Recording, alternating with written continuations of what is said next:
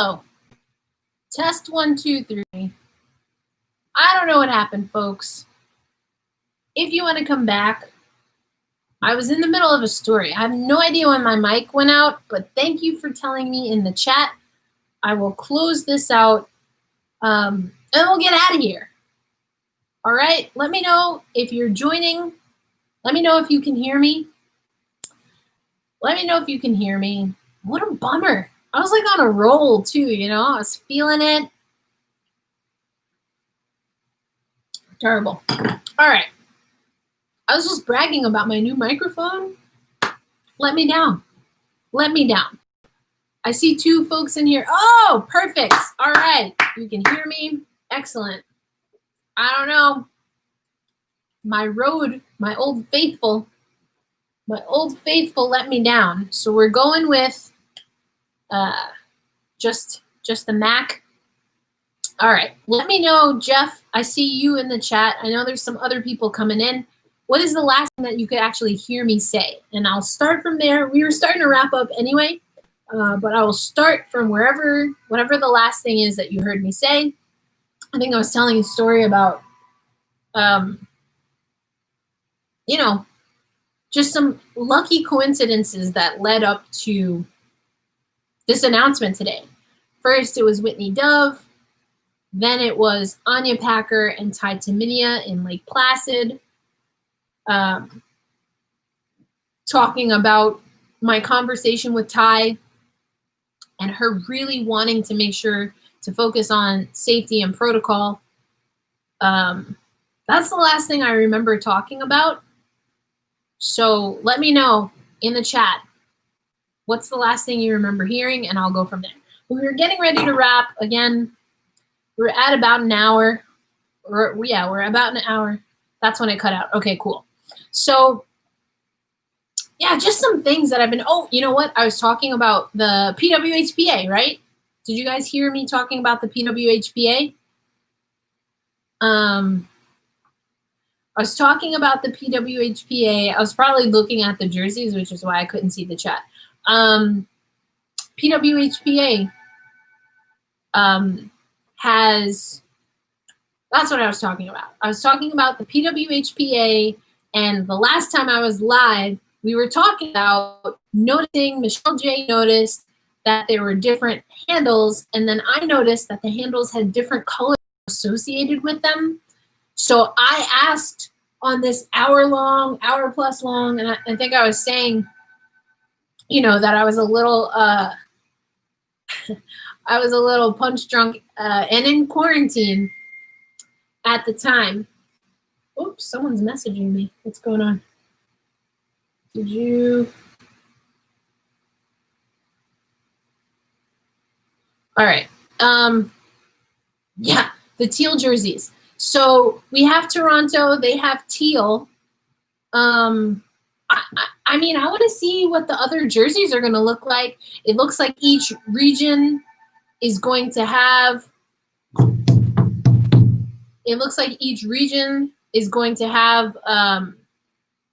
Just knocking because our alarm is buzzing, and we're not done yet. So it looks like each region of the PWHPA is going to have a sponsor and their own uniforms. I was saying, I don't know if they're going to have like home and away or 2 jerseys or something like that. So we'll see. We also don't know what the PWHPA plan is. I think I hurt my knuckle on that. These are really thick walls. Super thick. Sorry, Jess. Don't worry about that last knock. Live. Love being live. All right. Anyway, don't know what the other jerseys are going to look like.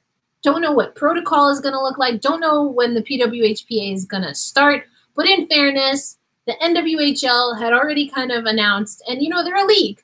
The PWHPA is not a league, but they have been getting sponsors and funding. So I'm hopeful that some of these sponsors, some of the funding is really going to help them lock in a plan for COVID and a plan for a season.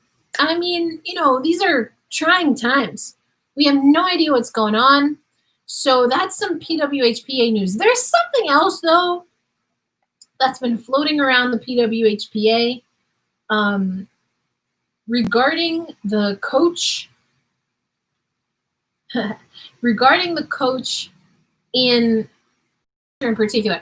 And New Hampshire, let's remember, they had like an exhibition or something. So they had ice time where they played against another team. Again, didn't get COVID protocols, not really sure if there was a quarantine period or if players were wearing masks. There wasn't really a lot going on there. But it's caught my attention that, and I think it was Marissa and Jemmy and DF were tweeting about this, just about head coaches in hockey that don't believe in COVID. I just, I don't even know where to start with that. You know, and a lot of people make this a political issue. Who do you support? What's going on? I don't even want to get into that. It's just, it's really tough to see that head coaches, people who are helping fund any sports, not just women's sports, to be fair, that they're not getting on board. They're not getting on board with what's going on. So I know DF Pendries has had a lot of questions. Again, I mentioned the Victory Press has been asking a lot of questions, including, you know, what testing looks like. It looks like they reached out to the NWHL, haven't gotten a response. I haven't heard anyone reporting on the PWHPA, but for my last live, I let you guys know that there are questions that I've been asking both leagues that I really haven't gotten answers to. So again, that's the unpleasant part of all of this, but we have to stay vigilant. And, you know, you want to put your trust and faith in people that they know what's right, that they know what's best for them. But then, you know, you have folks here, Bill Flanagan. Again, DF Pendries is one of the people I've seen tweeting about this. And you know what? Listen, I'm not really here or there. My opinion is that this is uncomfortable to read. It's not really my job or my role to figure out how much of what someone is tweeting instructs what the policies of the league that they operate in. I mean, people live in New York and don't believe in wearing masks when that's clearly the mandate, as an example. So I don't want to make a sweeping judgment of this person. I will say, though, that this is uncomfortable to see as like a human being, let alone a women's hockey reporter and fan. You know, just some of the quote tweets about extended lockdowns. It's not fun. It's not fun to see. And that's what makes it tough to get like super excited about an upcoming season. Yeah.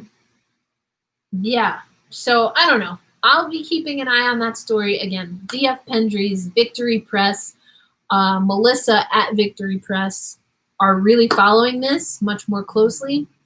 Love this question. Not really a vital question, but I'd like to know if stats will count. Oh, man. You know, the fact that this is even a question honestly burns my damn grits. I have no idea why. I guess, like, small sample size, I guess. The NWSL decided not to count their stats for the Challenge Cup, I think it was. I don't like that, man. I don't like that at all. I know it's a small sample size, but it's a small sample size by the nature of the world. These athletes committed to your league, your growing league, your league that's always fighting for attention and respect and sponsorship. The least we can do is make sure that these stats are counted properly. Now, this conversation about stats in women's hockey, I will tell you that the Founding Four podcast is going to get into women's hockey stats very soon. I'm very excited about this conversation, mostly because I know nothing, not nothing, but I know very little about stats as far as how to maintain stats. So there might be a really great reason why the NWSL, the soccer league, did not include those stats. Maybe it does have to do with small sample size, but over the breadth of one's career, I think those games matter. I think those stats matter. And I do think it's something to be said, even with a small sample size, that these athletes had minimal training, not ideal mental, physical, emotional standards, and to see if and how that impacted performance. Even that, as part of the story, is important. So I don't know. I don't know if we're going to see stats, but we'll see. Yeah, the thing is, COVID's so prevalent that preschoolers, we're starting to, it's cultural. You know, I came on and I was like, oh, that Rona. People are not, unfortunately, taking it serious. Kind of like, you know, when people say, stop killing Black bodies with impunity. Did I go too far? I don't think I did, but you know, some people just don't want to believe for whatever reason or don't want to take seriously. And some of that's a defense mechanism, but there's a moment in time where you really have to connect with what's happening, if not for yourself, but for, again, being mindful, being thoughtful of other people. So again, Flannery, that's why with Bill Flannery, it's hard to see. There have been some players, you know, tweeting things about closing gyms versus keeping liquor stores open, where I'm like, oh, like, okay, I get it. You want to work out. I get it. Working out is extremely important to your craft. But I just, making those types of connections, it's insensitive.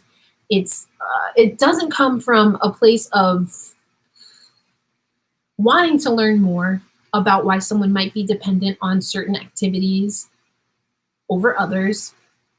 So I don't know. This is a wild time, folks. It's a wild time to be a women's hockey fan. And did anyone, you know, everyone's talking about these bingo cards. Did anyone think that 2020 could be wilder than when we saw the CWHL close, people leave in droves from the NWHL, and a brand new situation? I don't even know what to call it. A brand new situation start up. Did anyone think that it could get wilder than that? Well, you know what? Hold my damn beer. WoHo said, you know what? We're going to deal with all of that in the middle of a pandemic. So hold on to your asses, folks. It's going to be a bumpy ride, but at least we'll be here together. I really apologize for the technical difficulties. Hopefully we can get this bad boy working. I love this mic. I feel like I sound silky smooth when I use this. So I got to make sure I figure out, maybe something got loose. You know, I like talking and shaking things up and occasionally banging on walls to make sure the door is answered. But I'll get that fixed. Again, I'm really excited for the next recording that I'm going to do of the Founding Four podcast. It is going to talk about stats. So we'll come out of the new year. I still owe you a video about ableism in women's hockey. I've done some of the teasers, but I have to upload the full video. So that's on me. We'll do that. And we'll see what happens in the N double, the whubble, the whatever. But first, we'll see if we get there. So sincerely, I thank you for spending some time with me tonight. Although I personally don't embrace the cultural part of the holiday that we are celebrating in the United States tomorrow, I do think that the overall message of being thankful is extremely important and worthy of uplifting. So I'm going to leave the history to the side. I want to embrace those who have persevered, regardless of what this country in particular and this land has done to their people, what it continues to do to their people and other communities that are not marginalized because that's the natural order of things. They are marginalized because those in charge say so. So I want to honor that this history is shit. while also taking the opportunity to celebrate this season where people are open to being thankful. We shouldn't wait just for Thanksgiving, whether in Canada, the United States, or otherwise, to be thankful. So I hope and I would challenge that everyone make this a part of your practice. If I haven't said it enough, I will take this time to say it now. I am thankful for each one of you, whether you are an A1 Day One, a member of the Patreon posse, or you just stumbled on today. Thank you, truly thank you. It is an honor and sometimes a pain in my ass, but always an honor to put together the content. I'm learning so much and I'm not perfect, but you stick with me and I cannot thank you enough for that. So whatever you have on the docket for the remainder of the week, I want you to know that I am thankful for you. I am thankful to you. And I wish you nothing but love and light. And whatever you need for yourself, especially tomorrow. And that's all I've got, folks. So more coming up on the Founding Four podcast. I'm going to work on getting some more details on what the PWHPA is doing and certainly what the NWHL is doing. You know I'm keeping a close eye on what Blake Bolden and the Riveters are going to be doing on social media. And of course, I would be honored and thrilled to, if we do get an NWHL season, to be one of the voices that brings you the game and the stories from Lake Placid. So all of that to be determined. Again, if you haven't already, wish Chanel a happy birthday. Thank you all for your time. We're going to close out this second part of the live. Thank you for coming back, for those who came back. And I apologize again for the technical difficulties, but we always have a good time. So we're going to close it out there. Again, if you are not already a member of the Patreon posse and you want one of these stickers, just DM at Founding4Pod. All right, I'm sending up to 10. I'm sending up to 10 out to 10 different people. And if you are a member of the Patreon posse, don't worry, they're already coming and you should have them before the new year. So we can start off 2021 with some glitz and glam. Look out for some events. I have an event with McEwen coming up, an event with the Black Girl Hockey Club coming up. I shouted out Chanel. I'm going to make sure to tweet about her Q&A coming up with the Seattle Kraken. So there's lots of good stuff coming up. But until next time we meet, Erica Ayala signing out. Be well, my friends. Take care.